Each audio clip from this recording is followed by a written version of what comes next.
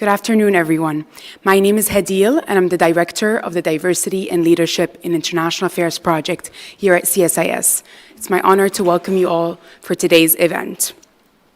Before I introduce Alexa, I'd like to thank a few folks that have been instrumental in making today happen. My colleagues at CSIS, Naz and Rafi, Jill from Women's Foreign Policy Group, and Merit from West Exec. I'm very excited to be hosting today's event in partnership with Alexa Shapovsky, the Executive Director of Women's Foreign Policy Group. As the inaugural Executive Director of Ukraine House Davos, Alexa led the creation and elevation of Ukraine's platform alongside the World Economic Forum before and after the war. She's the Deputy Chairwoman of the Supervisory Board at Ukraine Invest, and she's also had a tremendous career as a journalist. Please join me in welcoming Alexa to the stage.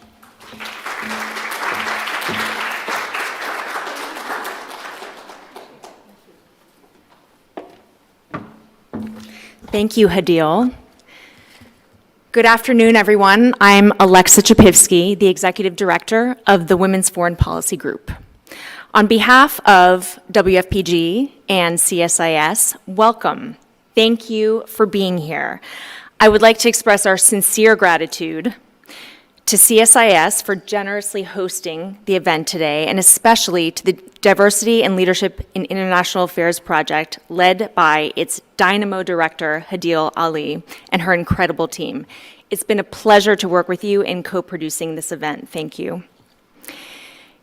Empowered women empower women. We rise by lifting others. And we also stand on the shoulders of giants who came before us. Today, we are incredibly lucky to have a quartet of current giants here with us to engage in an important conversation and share their seasoned insights in the context of innovation and leadership in defense and national security. At the Women's Foreign Policy Group, we believe in the power of mentorship and role models. We believe, as the famous Billie Jean King once said, you have to see it to be it. It is an honor to introduce our keynote speaker, a woman who has not only broken barriers in serving her country, but has served as that inspiring role model to countless women and young women around the globe. Former Undersecretary of Defense for Policy, the highest-ranking woman in the history of the Department of Defense, Michèle Flournoy. Ms. Flournoy is co-founder and managing partner of West Exec Advisors and a co-founder, former CEO, and now chair of the Center for a New American Security. Michèle served as the Undersecretary of Defense for Policy from 2009 to 12. She was a principal advisor to the Secretary of Defense in the formulation of national security and defense policy, oversight of military plans and operations, and in National Security Council deliberations. She led the development of defense strategy and represented the department in dozens of foreign engagements in the media and before Congress. Prior to confirmation, Ms. Flournoy co-led President Obama's transition team at the Defense Department. In January 2007, she co-founded CSIS, a bipartisan think tank dedicated to developing strong, pragmatic, and principled national security policies. She served as CSIS's president until 2009 and returned as CEO in 2014. In 2017, she co-founded West Exec Advisors, a strategic advisory firm. Previously, she was senior advisor at our host institution, CSIS, for several years, and prior to that, a distinguished research professor at the Institute for National Strategic Studies at the National Defense University. In the mid-90s, she served as Principal Deputy Assistant Secretary of Defense for Strategy and Threat Reduction and Deputy Assistant Secretary of Defense for Strategy. Michèle is the recipient of numerous awards and honors. She has edited several books and authored dozens of reports and articles on a broad range of defense and national security issues. She appears frequently in national and international media. Please join me in warmly welcoming Michèle Flournoy.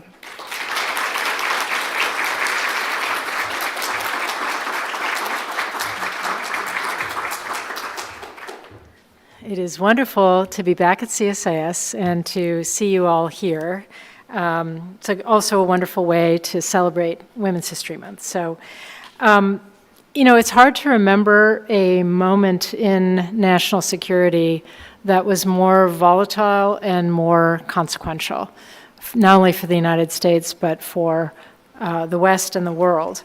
And so I think it's an important moment to look at the kind of national security cadre that we have and how we can tap into the absolute best talent that is available to us in our country. So I just want to take a few minutes, this is not a formal speech, more just some reflections, to talk about, first of all, why I think empowering women in national security and international security is so important, give you my personal assessment of how we're doing, and then talk a little bit about how we can make further progress and hopefully accelerate that progress.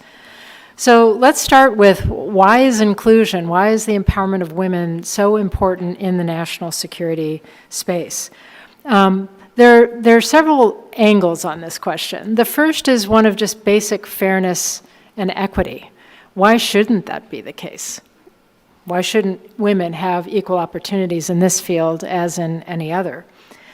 The second, though, is that I think in the case of national security in a democracy, it's very important that our national security cadre actually looks like America and reflects the lived experience, the diversity of lived experience in America. I think that's an important principle for us. The third reason is very obvious, and if you've ever been atop an organization or building an organization or managing an organization, you want to access the best talent. Why would you leave half the population off the table? You want to go where the talent is, and that means including women, talented women. And the last reason is something that now is quite accepted in the business literature, but still not necessarily fully realized in government, which is that the more diverse a leadership team is, whether it be it a board, be it a leadership group, et cetera, the better the performance of the organization. And this has been documented in study after study after study. And I can tell you that sitting around the Situation Room table in the Obama administration, I could see it happen. I mean, the diversity of perspective that was brought to the table, the way in which President Obama elicited, solicited, even demanded that diversity of perspective really helped ensure better decision-making. So I think the case for empowering women in this field, and as in others, is maybe even stronger for national security than is otherwise the case. Second, how are we doing? So I'm a glass full, half full kind of person, and I like to think back to when I was in my 20s entering this field, and I could not find a female role model in hard defense. There were actually a fair amount of women in foreign policy, but not hard defense and national security. I eventually found one, Tony Chase, who had been an undersecretary in the Army way back when, but there were just a paucity of women role models. And I remember when I got into the Pentagon and was a Deputy Assistant Secretary of Defense for strategy, my first tour, I remember thinking, well, we should try to gather all the women leaders together and see, check in with each other and support each other. And all 8 of us sat down and had lunch in the cafeteria and were stared at and rumors for days after, what were they planning and conspiring to do, those 8 women. Now, I think if you went to the Pentagon and had a women's leadership event, you would overflow the executive dining room. So that is some sign of progress. When I came back as Undersecretary for Policy in 2009 to 2012, we were able to make a lot of progress, and I would say fully a third of the leadership inside policy was women.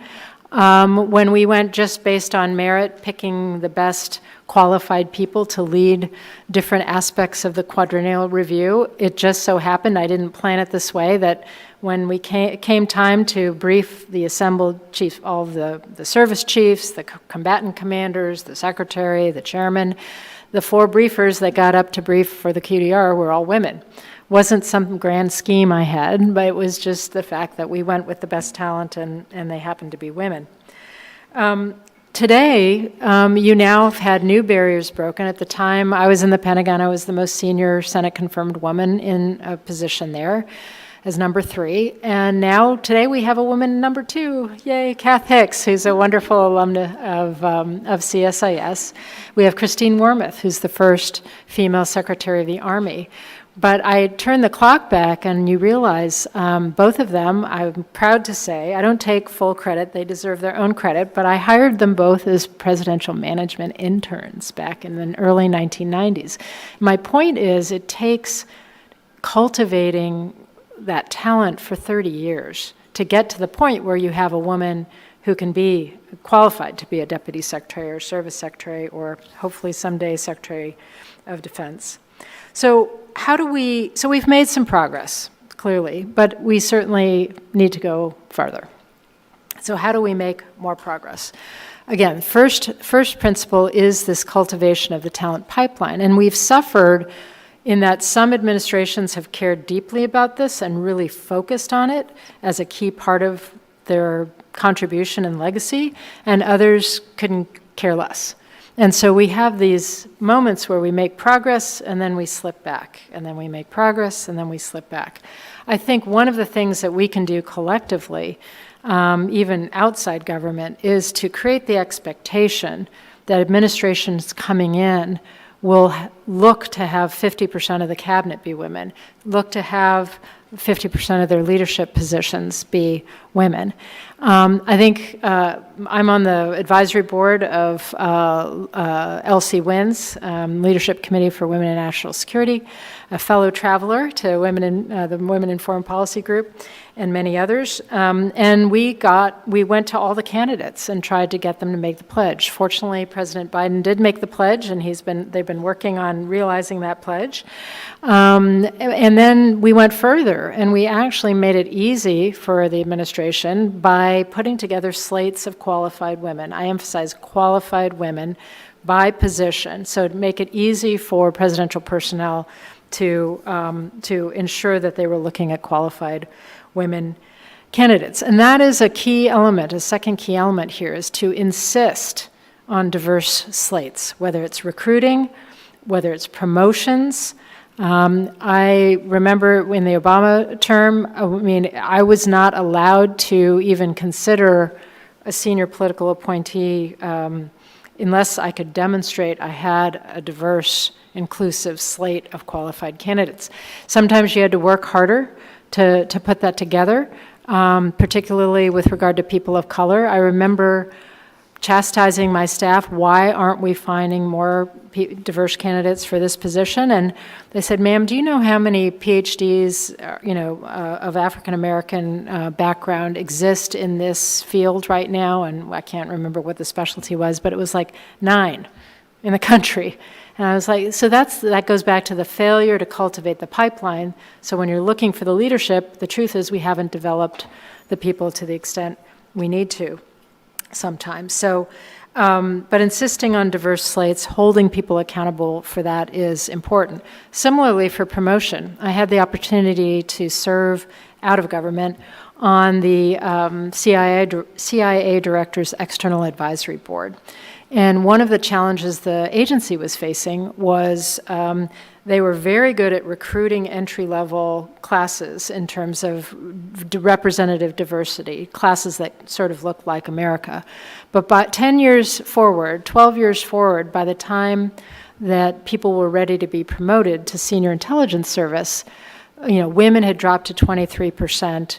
People of color had dropped in half. I mean, the slates were dominated once again by white men.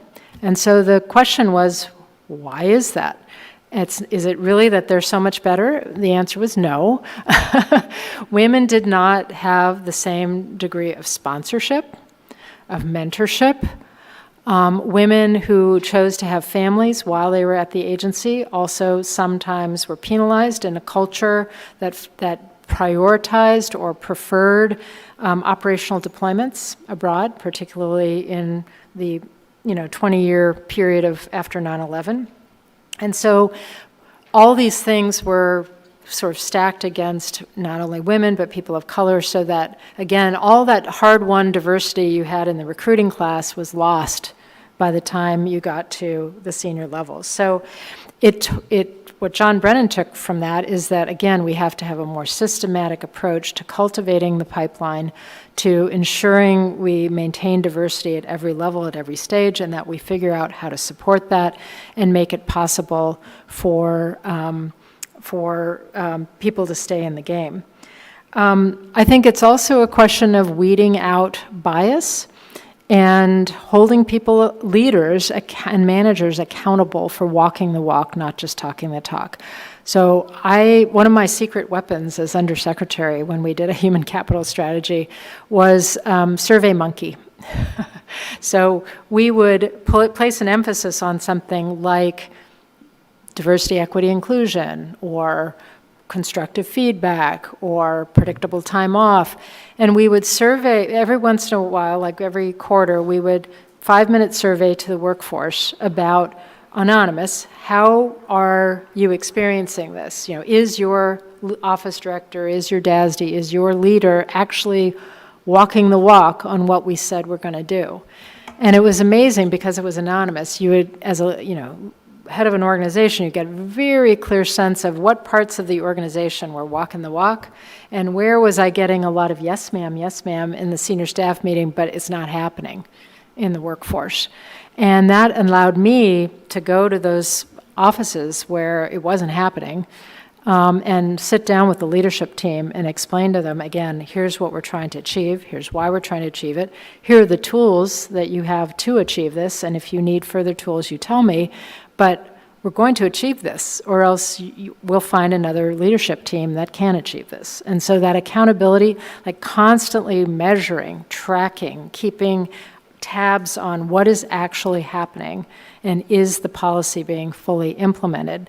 It just takes incredible vigilance and consistent attention to get there. So let me just wrap up by saying, again, we are at a moment of immense challenge and opportunity for this country, whether it's the strategic competition with China, whether it's Russia's aggression in Europe, threatening a Europe whole, free, and at peace that we thought was there after the Cold War, and not so much, whether it's climate change, whether it's poverty. I just came back from Ghana. I'm on the board of CARE, and we were visiting some of the poorest villages there and looking at our programs which focus on empowering women and girls to lift up whole villages. And, I think those programs are working, but the overall macroeconomic environment for the Global South right now we've taken a big step back between COVID and now the war, inflation. There's real progress that needs to be made there again. So this is an all-hands-on-deck moment. We need our best talent from across our country to raise their hand and find a way to serve. And so, women are a tremendous source of strength, of creativity, of innovation, and I'm hoping that we can continue to make progress to fully integrate them and fully leverage them as part of the national security community. So again, thank you for being here. Looking forward to a great panel discussion, and thank you.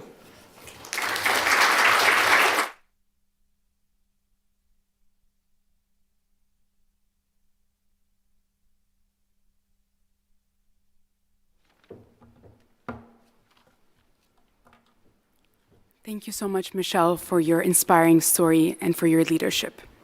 Today, we'll be talking with leaders in defense and security across the private and public sectors on how gender inclusion can advance innovative solutions to further U.S. national security objectives. Before we do that, let's establish some terminology and facts so we can have a fruitful dialogue. Gender equity means respecting all people without discrimination regardless of their gender. It also means addressing inequalities that limit a person's ability to access opportunities, to achieve better health, education, and economic opportunity based on their gender. In today's conversation, we will be looking at the interplay between gender inclusion and innovation, particularly within the defense and security community. At an aggregate level, women make up about 1/3 of the federal defense workforce. In the aerospace and defense sector, this number drops down to 25%. In March 2021, President Biden established the White House Gender Policy Council to coordinate with all federal agencies to advance gender equity, from promoting STEM education to evaluating legislative and policy recommendations for their potential impact on issues of gender equity. With all the work that this administration has achieved on gender equity, in light of misinformation and backlash against concepts like diversity and equity, it is important for us to have a conversation here today grounded in facts and bipartisan consensus. I'm honored to be joined by 3 trailblazers in their field. Our panelists are Carrie Bingen, Director of the Aerospace Security Project and Senior Fellow here at CSIS, Aljeen Sajari, who's the founder and CEO of Catalyst Global Strategies, and Nancy Schlegel, who's the VP of International Government Affairs at Lockheed Martin International. Carrie is a subject matter expert in aerospace and defense. Prior to CSIS, she was the Chief Strategy Officer at Hawkeye 360, an innovative space technology, Deputy Undersecretary of Defense for Intelligence and Security, overseeing 120,000 personnel and a $54 billion budget. Before that, she served as the Policy Director on the House Armed Services Committee, and Carrie is formally trained as an aerospace engineer, obtaining her degree from MIT. Aljeen is a seasoned foreign policy strategist with over 20 years of legislative and political affairs experience in both chambers of the U.S. Congress, as a presidential political appointee, advising presidential campaigns, and in the corporate and nonprofit sectors. Prior to founding Catalyst, she became the first African-American woman to serve as Vice President of External Affairs and Head of Gender Lens Investing at the U.S. International Development Finance Corporation. And lastly, but not least, Nancy leads the Lockheed Martin's diplomatic and senior executive customer engagements, with 30 years of experience as an industry leader in the international trade, global defense, aerospace, and expertise in political advocacy, exports, and trade policy. Prior to Lockheed Martin, Nancy managed international aerospace and defense issues at the Aerospace Industries Association, served in the U.S. Department of Commerce, and was a legislative aide at Capitol Hill. Please join me in welcoming our 3 panelists.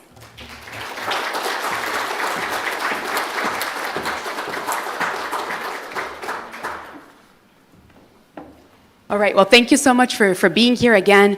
Michèle mentioned in her remarks the importance of gender inclusion from a national security perspective. Here at the center, my program talks a lot about diversity, equity, and inclusion as a national security imperative. So I'd like to ask all of you to kick off the conversation here, why is the presence of women in government, in defense, and policy so crucial to meeting our national security objectives? And Aljeen, I'd like to start off the conversation with you.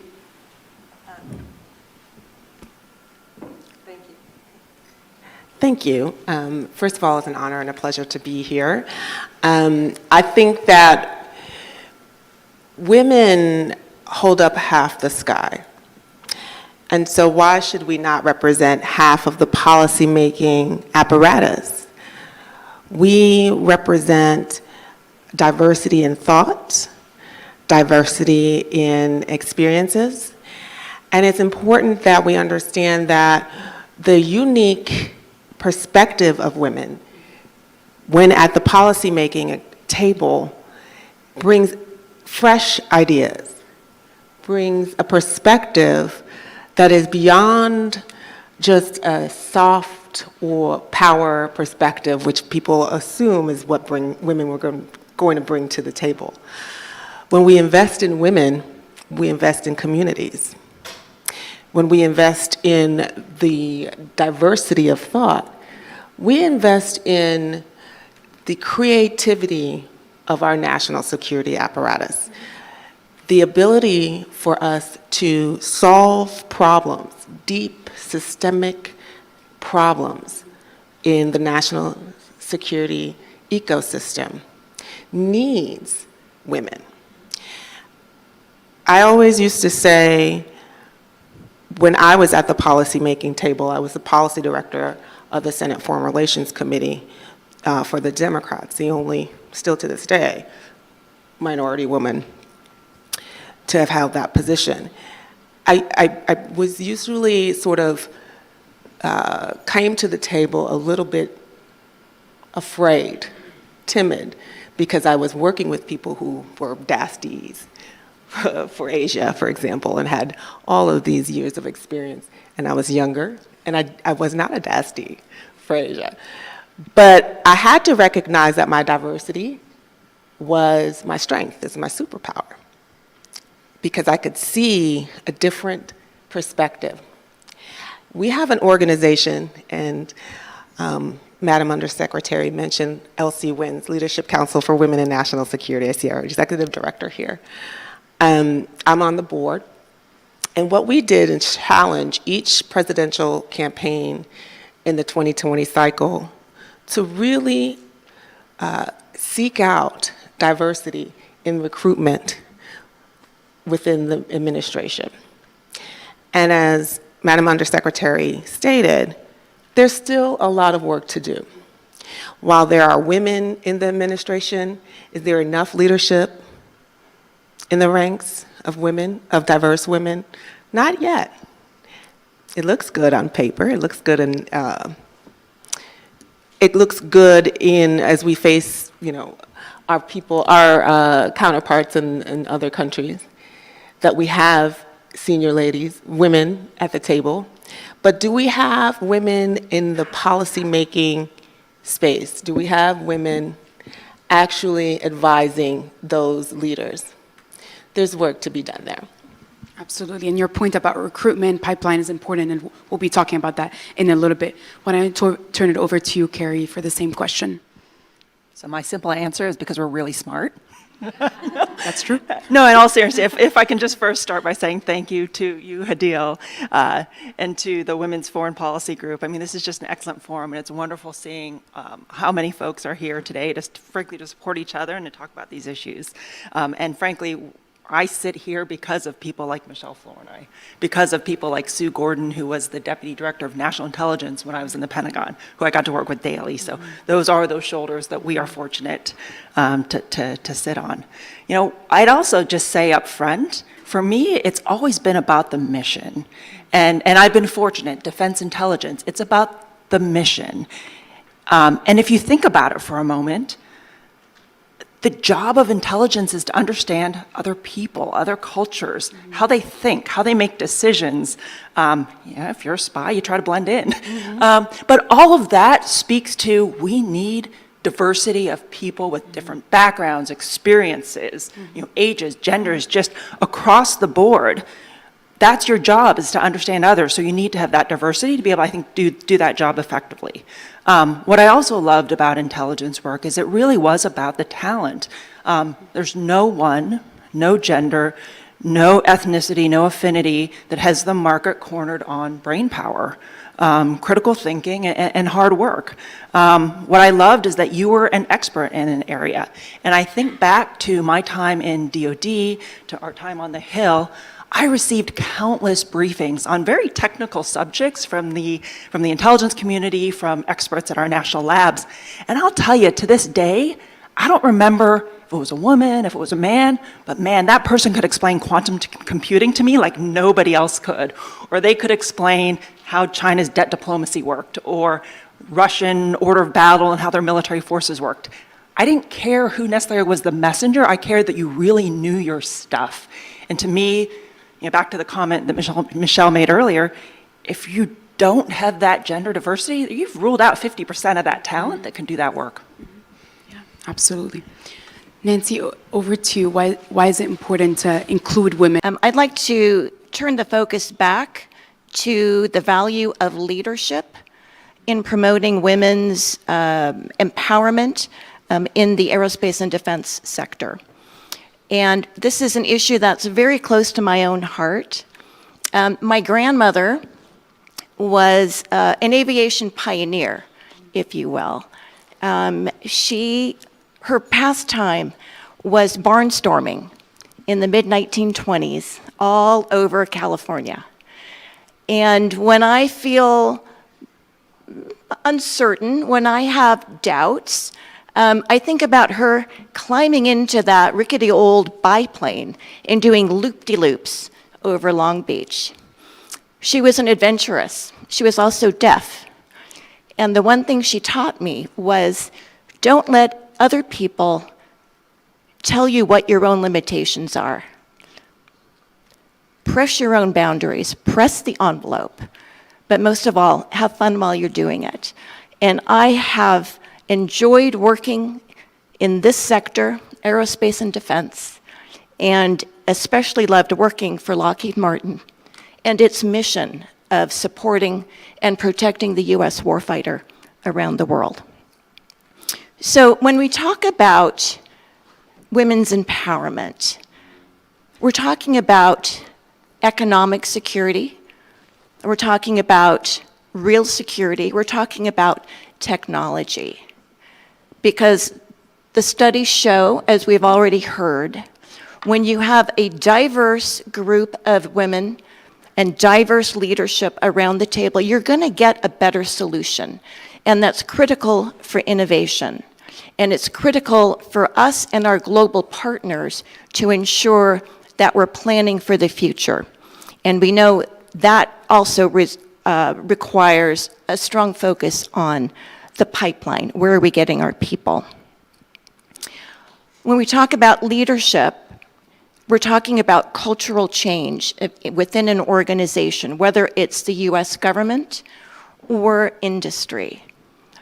It requires invested leadership. It requires understanding what the problem is, and we're a company of engineers, so we want to understand where are the gaps, what is the problem, how do you measure it, putting the processes in place to hold people accountable, and above all, communicate. Bring people on board, help them understand why it's in their best interest to do what's right. And it's not just doing what's right, it's good business sense. It's not just the right thing to do, it's the smart thing to do. Thank you. Thank you, Nancy. And your point about it's not just the moral and ethical responsibility, but as well as the business case, or what we also like to call the workforce resilience case, right? Carrie, in light of the recent events that we've seen with the Chinese spy balloons, there's obviously a clear focus on intelligence and defense. With the added spotlight on the work that you're leading here at CSIS, can you share with us some creative ways that you've leveraged this opportunity to highlight both your expertise and leadership in the field? Yeah, and I'd almost go back to where I started, which is the beauty of intelligence is it is really about talent and understanding other cultures, capabilities, how they make decisions. I look back at my career, my entire career from the time I was in college as an aerospace engineer to now and working in defense and security, it's been largely in a male-dominated field. And I would honestly say I used to struggle with doing events like this because I didn't want to look different or stand out. And also, I just didn't want to be thought of as, she's that DEI candidate, right? Because we all work our butts off to get into the positions that we have. So I do want to message the importance of that. There is really no substitute for hard work, for preparation. But I also came to realize these things don't just happen organically. You have to be very deliberate. You have to see women leaders. You have to see that it can be done. We want to share experiences. The first member of Congress that I worked for used to say, if everyone says yes, then nobody's thinking. And I think he was absolutely right, is you really have to think about, you have to be deliberate in the team that you build. You don't want to be surrounded by yes men and yes women. You want to bring in different complementary backgrounds. And I know it's hard because it's easy to have, to be in an echo chamber, but you want somebody that's going to challenge your thinking and bring a different perspective. You need to set the right tone in your teams. what am I not thinking about? What did I not ask? And then you need to be open to an answer that may be different from what you think. Right. But that's what's going to make it better. Absolutely. The way I like to think about it, to give an example, Carrie, to what you're saying, is instead of looking at this as a cultural fit, but a cultural add, right? How can I, as I recruit folks that are adding different perspectives, right, that I might not have on the team? Aljean, I want to talk to you a little bit more about the economic benefits of gender inclusion. Before I ask you my question, let me just share a couple of data points here with the audience.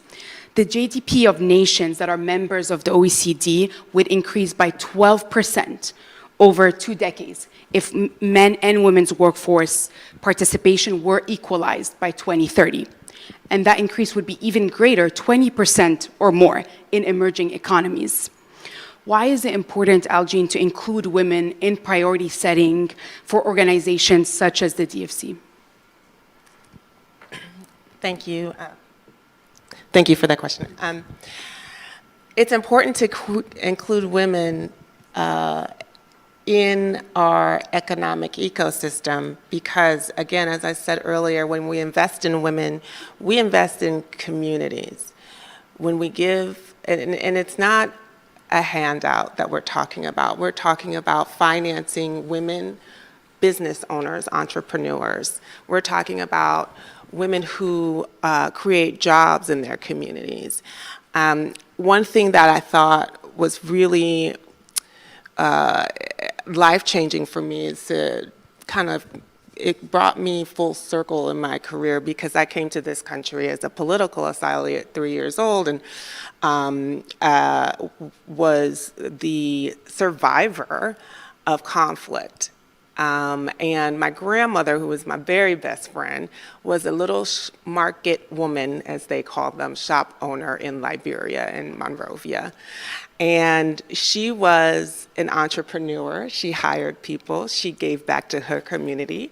She also put her children through school, to private school. And I think about that hustler that she was and how she could have benefited from a DFC, from an investment in her superpower, which is the woman could sell anything. And she also believed that she was going to put her 4 girls through school because she didn't have an education. She didn't graduate from the 3rd grade. And so, because her mother couldn't afford it. And so, when we invest in women, we invest in education. We invest in the talent of our communities. Women give back disproportionately every dollar, a certain percent of every dollar that they earn to their communities in one way or another. And so, again, because women hold up half the sky, we should be intentional about investing in women-owned and women-ran businesses. Thank you, Aljean. Nancy, you spoke earlier about the importance of leadership. And obviously having Michèle here is an honor. Can you share with us a little bit more about the role of leadership within government, but also within the private sector, again, in advancing gender inclusion? Mm-hmm. Great. Yes. Leadership is absolutely key to really get down through all of the ranks and make sure that everyone's on the same page. I'd like to also talk about STEM education for just a second, because as we look at the pipeline, Lockheed Martin, we're 113,000 people around the world, 60% of which are engineers, scientists, and technology specialists. We cannot hire enough engineers every year, or we're going as fast as we can. And we look at the pipeline of women coming up through engineering. We need to continue to grow that. We have a focus, and I run our international STEM outreach program around the world. We're looking at building the capacity not only in the United States, but in our key markets and with our key partners. For instance, in India, we have a joint venture with Tata, and we've got a wonderful program that builds skills for young women from remote villages in India. They're selected, they come, they learn English, they're trained in factory skills, but they're also provided nutrition. It's a holistic approach to providing these young women with an opportunity to grow their mind, to strengthen their selves, and end up with a portable skill that whether they stay with us, whether they stay with the joint venture or not, they have something that gives them empowerment, and they can take it and have some sense of empowerment over their lives. Domestically here, we partner with organizations like Girls Inc. We partner with historically Black colleges and universities, Hispanic-related institutions, and work scholarships, fellowships, and other things like that. So really, we're focused on the future and building and strengthening women kind of from the ground up. Absolutely, building that pipeline. And that's a perfect segue. Carrie, you have an impressive background as an aerospace engineer. I learned that as of 2020, women made up only 13% of aerospace engineers. I don't know if you knew that. I did not know. Okay.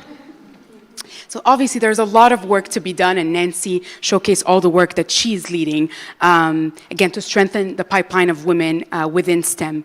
Where have you seen some progress and good work being done, and what are some other approaches that you think we should be exploring? No, it's a great question, and I want to commend you right off the bat for being very data informed, right? You've got to start with That's data. my wonderful team here. Great job. Yep. No, but you have to start with data. You need to understand what right. the issue is, That's right. where the problems are, and then as you introduce different solutions, are they having the intended effect or not? So I do commend you on that. You know, two thoughts on that, and I'll start by saying, I'm a space nerd, and I've embraced it. So you've got to embrace it. But I really think we've got great national initiatives, but for a young girl contemplating thinking about STEM, you've got to get in there early and often, and really down at that local grassroots level. I'm doing something really cool this weekend. I'm going out to Loudoun County. It's the 30th anniversary of the Girls plus Math plus Science equals Success STEM conference. It's 5th graders through high schoolers. We are building edible satellites. But the whole idea is, at that young age, it's how do you get them interested? How do you spark their curiosity? How do you make it fun? And how do you encourage that throughout? I'm also fortunate in that I teach on the side, and it's great to see one of my former students here. But there was another student I had last spring. Her day job is as an FBI environmental crimes analyst. And I asked her, why are you taking this space class? She said, well, because I keep hearing about space, and I wanted to understand how I could use it in my job to effectively understand, how space can contribute to how it can contribute to environmental crimes. Which I thought, how great! Like, how do we leverage these technology areas to things that people really care about and want to do, whether it be the environment, sustainability, national security, space exploration.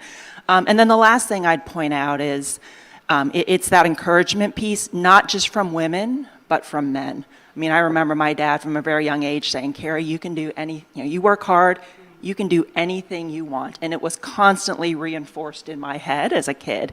He did say, because I was not born in the United States, but he did say, you can't be president, but you can change the law if you so want. So, I mean, I think women and men have to be encouraging at that individual level. Absolutely. And that conference you're talking about sounds very wonderful, so I hope it goes well.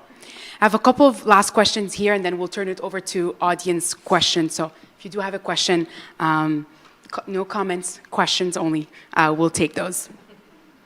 Aljean, you're intimately familiar with one of the biggest challenges I believe that the government faces in striving for gender inclusion, which is that there's no standardized data collection methodology or process among all agencies, right, that look into metrics like how many women of color are in an organization. The State Department and USAID just last year released their numbers, and in both agencies, the data is consistent. Women of color are underrepresented compared to their white counterparts.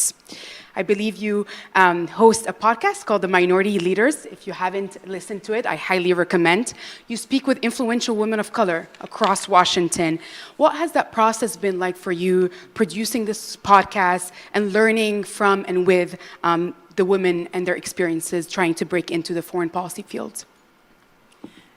Thanks. I'll first state just really quickly that there were a group of young, diverse staffers on the Hill that worked on foreign policy that over 10 to 12 years worked on legislation and policy reviews to ensure that we get that data. It led to this, it's what led to, for the first time last year, the State Department and USAID actually reporting data. We were working on it also for the Department of Defense, and it was incredible to see that come to fruition after so many years, and it represents just a small antidote as to why representation matters, because it took a long time, but it happened. And I don't think that it would have happened if there weren't diverse voices on those committee staffs. And so Minority Leaders was my COVID passion project. I had just left the Hill. I was in my last job was in Senator Cardin's office as his national security advisor, and he had appointed me as, like I said, policy director of the Senate Foreign Relations Committee, and I had always just sort of worked in the background, the life of a staffer. You just sort of go and do your thing, you write the speeches, and everybody else, gets the credit, and that's great. But I heard from so many women who constantly wanted to have coffee with me. How did you get your job on the Hill in foreign policy? Many of them were Yale and Harvard graduates 2 times over, and I went to Howard, a historically black college and university. And I think I was in the right time I was in the right place at the right time, and I had a work ethic that was almost, that was intense. I will say I worked too much, but it was a platform for me to kind of highlight the unsung heroes of women, diverse women in policymaking and politics, who they brought their perspective. They fought against every single barrier to be where they were. And often they weren't recognized for the things that they did. I mean, we worked on Global Magnitsky Act. People don't know that I wrote and negotiated that. Nobody would know, and that's fine. But when we work to amplify their views and their perspectives, it gives inspiration to the next generation of women who are coming up and facing those barriers and being the only woman in the room. I was always the only in the room on our staff delegations to oversee trade agreements, on the negotiating table, talking about legislation that impacts the lives of women and girls in the developing world. Well, I was that girl. And so I had to recognize that perspective matters. And it actually, as I looked across the table and I see a triple, no, nothing against Harvard, I love Harvard, but a triple Harvard man who's, and he's deciding what programs we should be putting, how we should impact women and girls in the developing world, how food security programs. I lived that experience. We talked about lived experience. And so that was my superpower.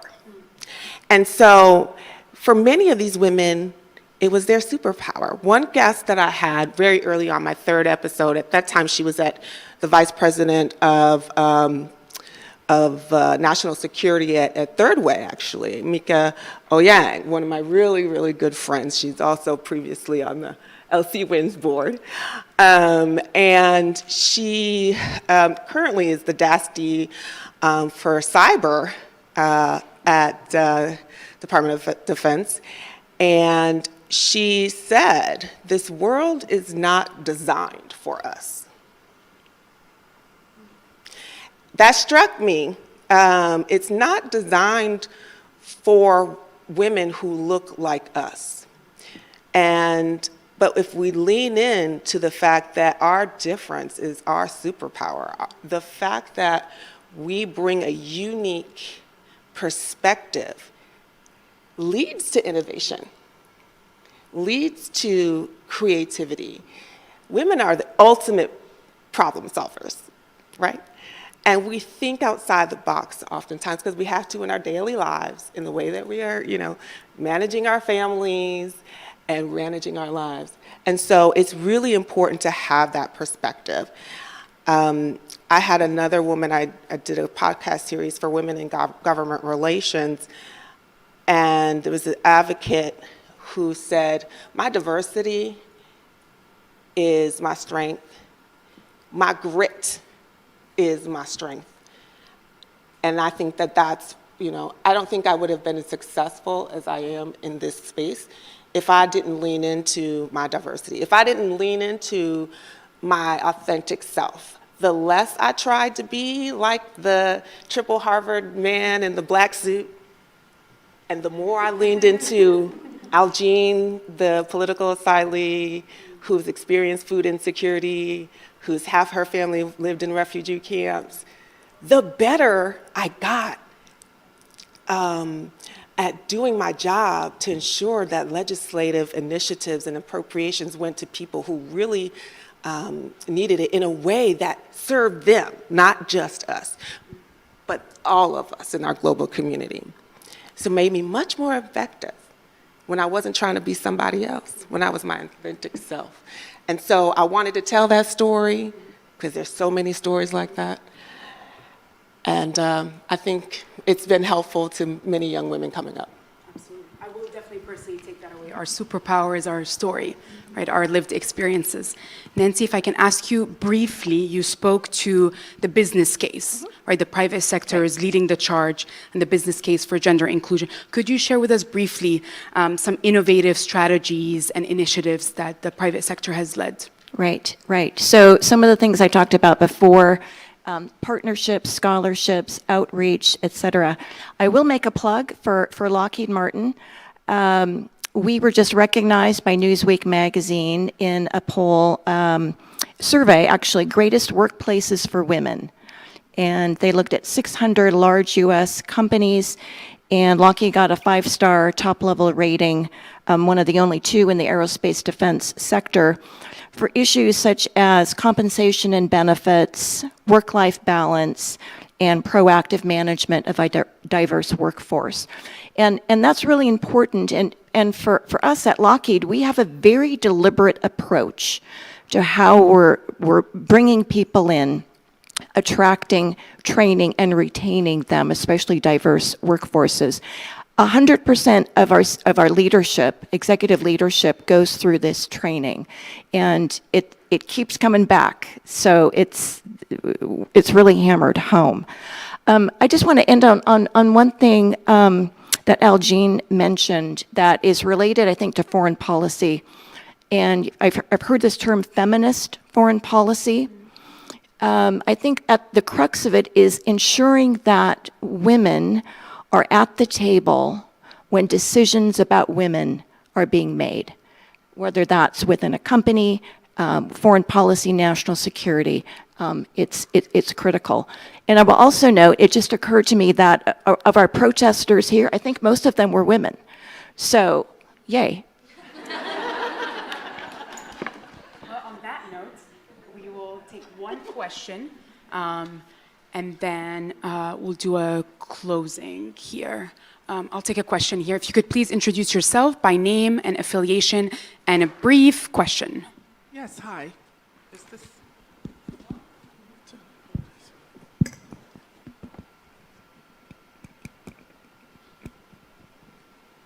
says it's locked. Yeah, it's on. Yes, thanks. Yes, hi, I'm Valo Karubaisant. I'm the CEO, General Counsel, founder of AfroCosmo Development Impact, LLC, Maryland, USA. I'm also a adjunct professor in business and development policy practice. I I had a question for all the panelists. Thank you for this. This is wonderful. I know Aljean, so we'll talk later. But anyway, my question is, given this subject matter of what we're discussing today, and I know Michèle mentioned how much she had helped a lot of women, so congratulations, that's wonderful. But I just wanted to ask you, in terms of impact in your lives as you progressed, in terms of the trajectory of your careers, have you found that more women have helped you or more men? It's not a matter of women in positions, it's a matter of men who are also sensitive to gender issues. So can you comment on that, please? Thank you. That's an excellent question. Thank you. Anyone like to start? Well, I'll start. I will say at the beginning, men. Men were my sponsors, men were my mentors. That changed as I went up through the ranks, and when we had a female CEO of our company, that shifted the whole perspective and the culture. And it's leaning down, now reaching down and pulling the next woman up.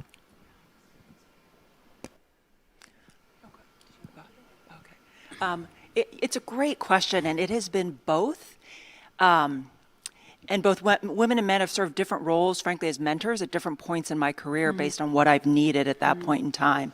I was really fortunate when I was in the Department of Defense. I had an undersecretary, Navy SEAL, retired admiral. You think he'd be, one of these hard-charging military guys, which he was, but he brought me in as a partner.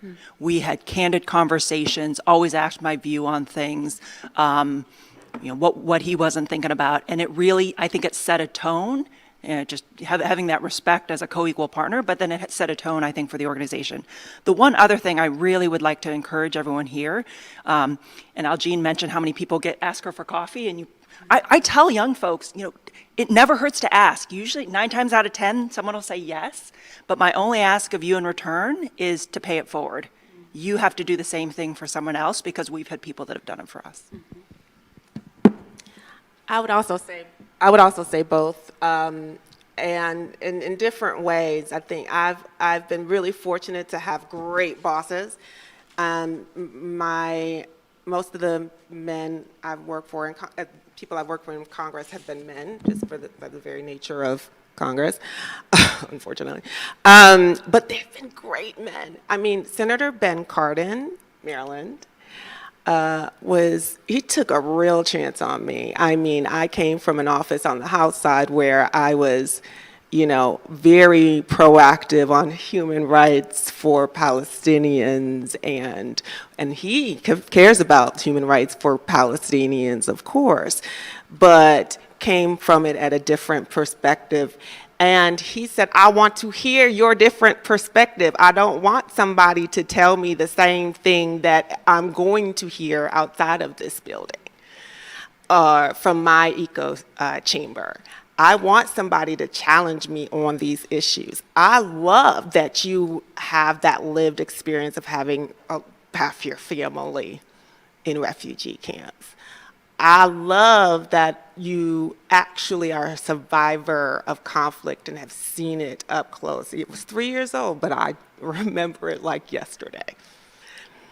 And so he was really important and pivotal. I think women always pushed me to stop doubting myself, to say, okay, you deserve to be up here on this panel with these women. And they always challenged me. And I will say, I didn't need someone to formally be my mentor in order for them to be my mentor. I looked at what they did, I watched and I followed, I read things that people, wrote, and I said, oh, I'm going to take that and internalize it. You don't need somebody else's permission for them to be your mentor. You can reach out through the ecosystem for that. We're unfortunately running out of time, so we'll need to wrap up this wonderful discussion. I know, Carrie, you mentioned as a piece of advice to pay it forward. Aljean or Nancy, any brief pieces of advice for our future generations of women leaders within the space? The one lesson I learned from one of our senior women leaders was always assume you have a seat at the table. Don't wait to be asked. Don't let Don't let anyone negotiate on your behalf. Make sure that you represent yourself as your authentic self. There are a lot of times that people will tell you that because of the way you look, because you have children, because you have this and that family, that they'll assume that you don't belong there. You assume that you belong there, and you work hard to get there, and be nice to people. Be nice to your staff, because you never know when you'll need them later on. Well, thank you so much for these inspiring words. Thank you for joining me here today, for sharing your time and expertise. Thank you to all of you for joining us for this wonderful discussion and event. Again, thank you so much to Women's Foreign Policy Group. Thank you to everyone who's worked behind the scenes at CSIS to make this happen. And again, thank you so much, Michèle, for being here with us today. I'd like to invite all of you just right outside this space for a wonderful reception that you have organized. You can have the opportunity to mingle with attendees as well as our speakers. So thank you again so much.